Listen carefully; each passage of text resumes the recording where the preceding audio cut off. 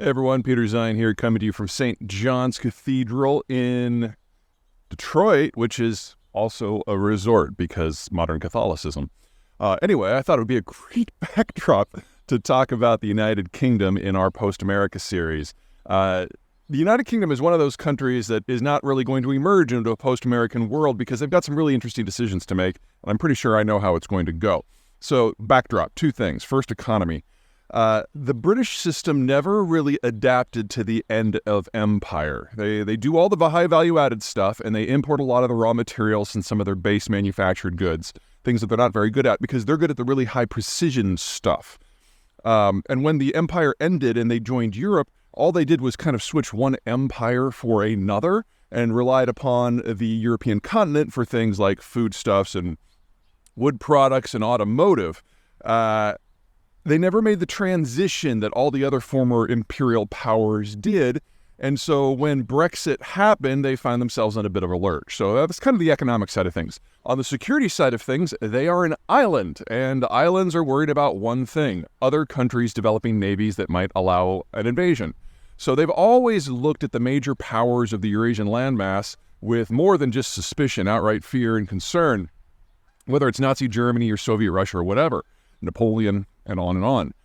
But that doesn't mean that they like non-military superpowers. So when folks in the European Union start talking about ever closer union and maybe having a common defense identity, they get a little squeamish and they want to keep things within NATO where they've got veto power.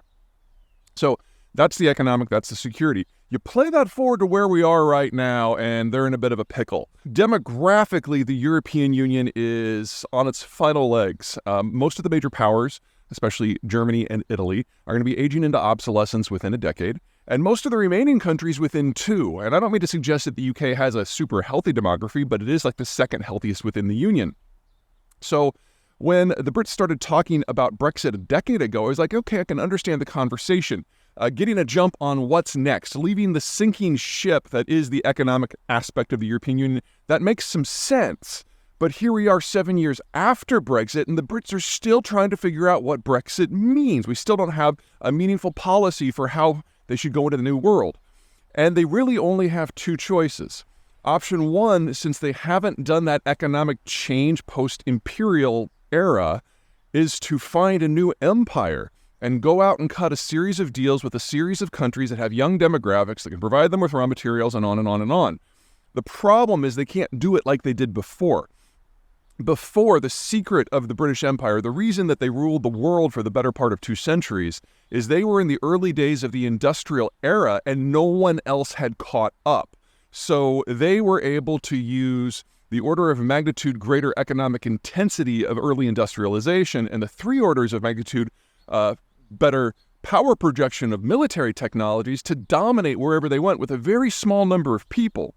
Well, that's not the world we're in anymore. You can't go into a place like India with 50,000 people and conquer it like you could 2-3 centuries ago. Not to mention that the Indians wouldn't let it happen. So the idea that the Brits as a mid-sized power can be the center of a global trade node, that's a bit of a stretch. I don't want to say it's impossible because weirder things have happened in the last few years, but it's difficult to see enough countries signing on to the idea of British preeminence when the Brits can't force the issue. The second issue is to partner with a singular, large, wealthy country that has better demographic structures and shares the United Kingdom's overall security concerns about United Eurasia as a military power. And the only country that scratches that itch is the United States. Now, it's not like what the Brexiteers said, that they can just waltz into Washington and ask for a free trade deal that is better than what got from the EU. No. When it comes to trade deals, the United States is very specific, and it doesn't like to bring in systems that could compete with it in any meaningful way. And that would mean that the Brits have to accede to American demands on any number of sectors, from agriculture to finance to manufacturing. Hell, we might even make them get rid of the metric system if we're in a bad mood. Now, when the Johnson administration in Britain came over to talk to Donald Trump's administration about a trade deal, and they found out what the conditions would be, they walked away. And then the next government came in and did the same thing and walked away. Or was it Theresa May? Anyway, there were 2 back-to-back.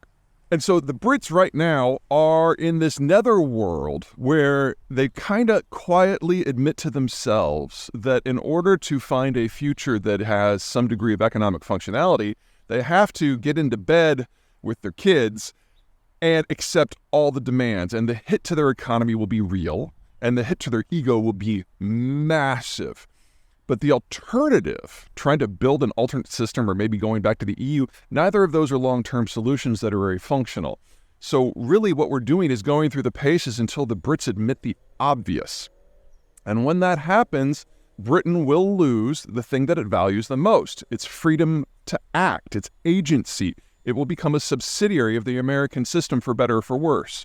And while that will be horrible for the British mindset, it is the best game in town from both an economic and a security point of view. And in time, I have no doubt that that is where the Brits will end up. So stiff upper lip.